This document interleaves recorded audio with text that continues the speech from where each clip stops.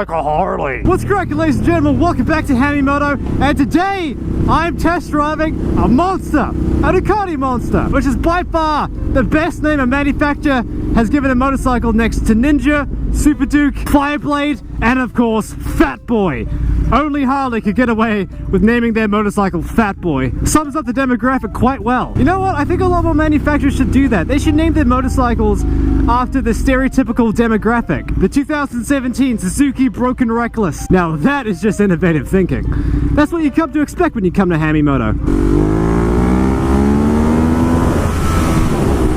Anyway, back to the motorcycle. This is the 2016 Ducati Monster 1200R.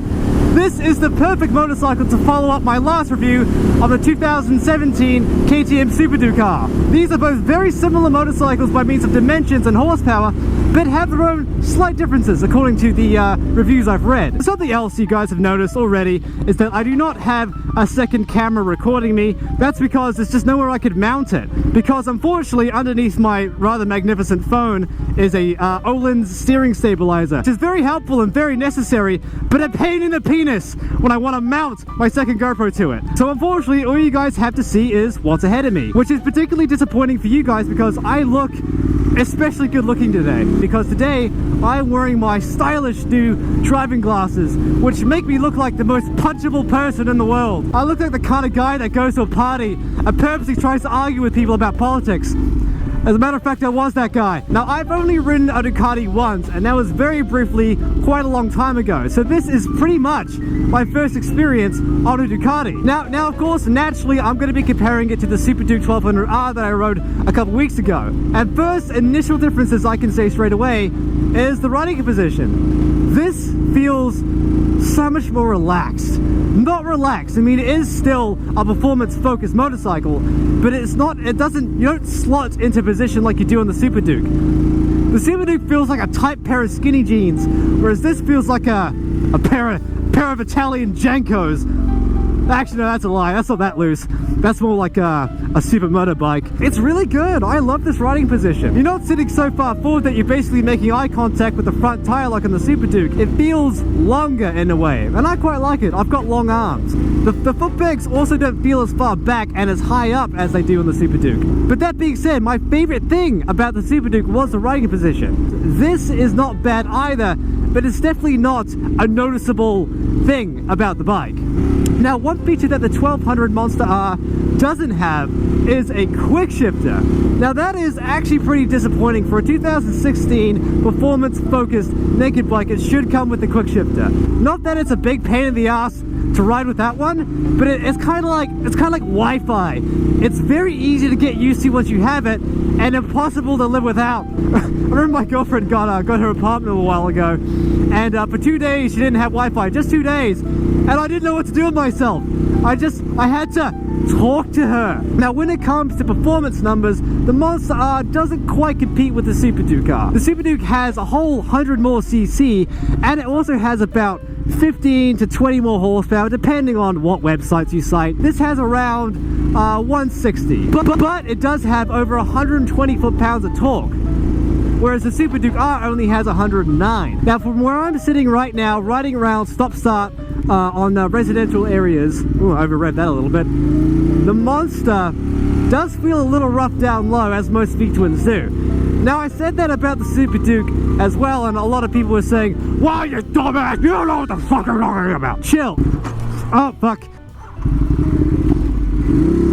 I know what I'm doing. That wasn't embarrassing to all the old people around that were watching. Great, now I lost my train of thought.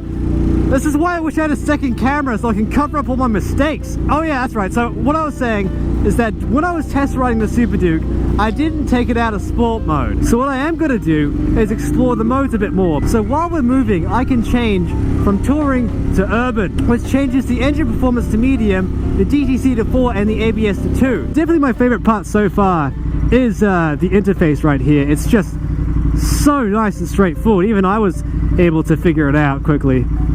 Just select your mode, and there you go. Just click that button. You can even do it while you're moving. I wonder what would happen if a skinny guy like me were going to Weight Watchers. They kick me out and be like, there's no weight to watch. All right, let's have a go and see how good this thing is on the freeway.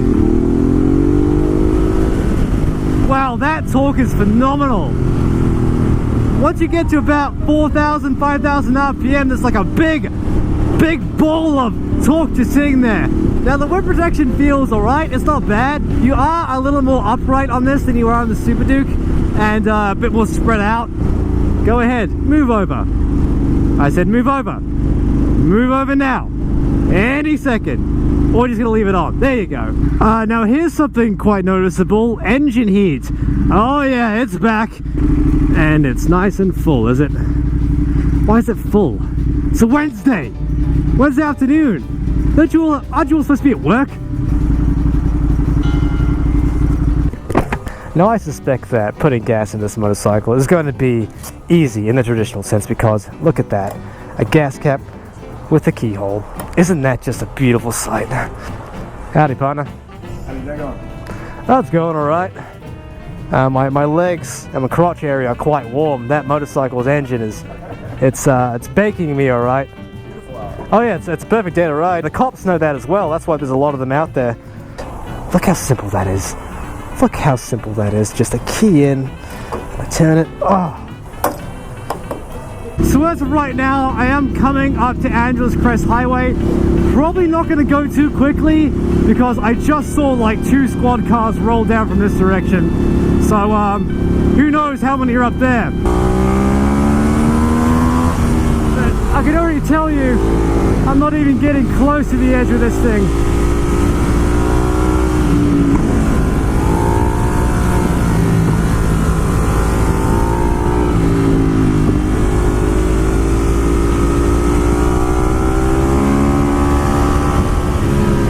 I think that's enough fun for your boy Hammy today.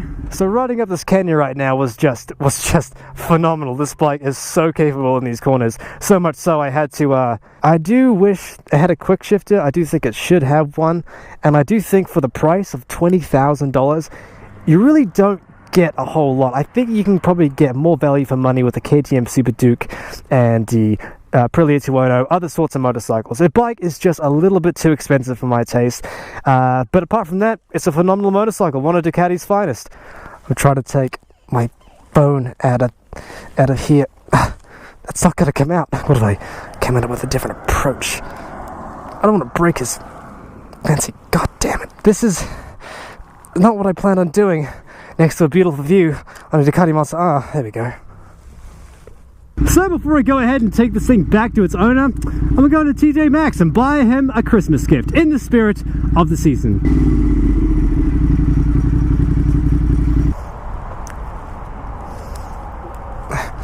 Oh, god damn you. Who knew the most difficult part of the day would be taking my bone out of the ram? There we go. How about that? I never heard of intense moisture. Like, it's just so intense that it's just crazy. What the hell is intense moisture? It's gonna bother me for the rest of the day now. That was a waste of time. Couldn't find anything that's worthwhile. What am I expecting to buy a guy that has a Ducati Monster 1200? He already has everything. Except a quick shifter. Alright then, before I get started with what I liked and what I didn't like about the 2016 Ducati Monster, I'm gonna play you the best song you've ever heard. There are few things in this world that make you wish you were deaf more than an out-of-tune guitar. I mean, it's some of the things I liked. I mean, the 1200cc V-twin engine that Ducati lobbed into that bike is just, oh, it's so powerful. The sensation that it gives you, it's hard to really sort of understand what 120 foot-pounds of torque feels like when you're watching it through a video. You've got to ride a motorcycle with that much power.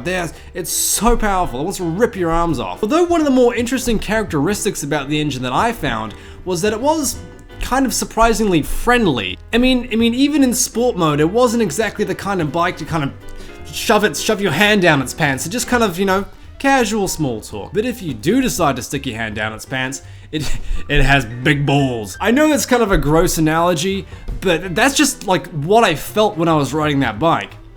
Or maybe that was my balls. Other things that I liked, I think my favorite part about the bike actually was the controls and the display.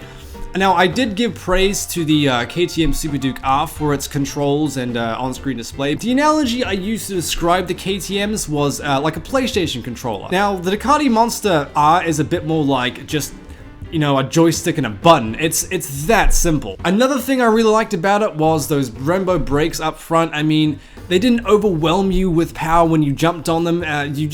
They gave you lots of feel and you trusted them a lot. I mean, you know exactly what that front wheel was doing when you jumped on the brake. As far as the suspension goes, I'm not really too sure. Most motorcycles, aren't set up for my weight. I'm a very lightweight guy, so they usually are a bit firm for me, and the Monster was no different. But I'm sure if set up to my weight, it'd be very good. It's Öhlins. Just trust them. So what did I not like about the Monster R? But first, a quick disclaimer. I know this is a track purpose bike. The riding I was doing is not what this bike was intended to be good at. My half-assed ride through the canyons did this bike no justice at all. Got that? So here's what I didn't like about it. Now, the engine heat that I was bitching about is actually not engine heat, it's the exhaust heat.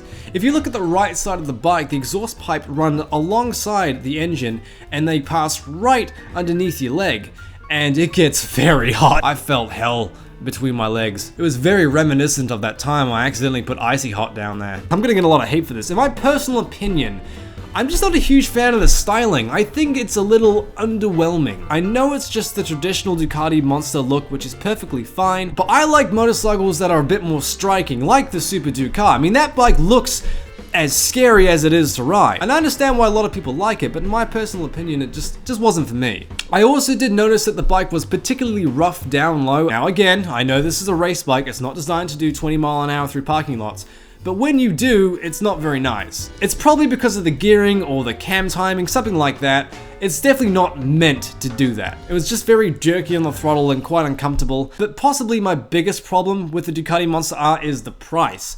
The owner of this bike paid $21,000 for this thing. I mean, yes, it's a very good bike, but there are other very good bikes as well that are much cheaper. I mean, for $21,000, I would expect this motorcycle to do the damn dishes for me. Now, I know a lot of super nakeds and a lot of super bikes are around that $18,000 to $20,000 price range, but you just don't really get a whole lot. I mean, the motorcycle didn't even come with a quick shifter. And I know I bitched about that a lot, and I'm bitching about it again, but for a 2016 $20,000 motorcycle, it should at least come with a quick shifter. I don't even think it had cruise control. Now again, I know this is a track bike, so it doesn't really need cruise control, and the quick shifter is a fairly cheap accessory to just put on it, but still, I mean, the Super Duke was about $18,000 with the track package, and it came with more. So I don't know, I guess it really comes down to how much you like Ducatis. I mean, as far as Ducatis goes, it's a very good bike. Personally, the amount of money you're paying for this bike just doesn't sit with me right, and that's my biggest problem. Apart from that, it was a phenomenal motorcycle, and I really enjoyed my time with it. Huge thanks to the owner again for letting me ride that bike. I really do appreciate it, man. I drove all the way out to Pasadena to test this bike. That's how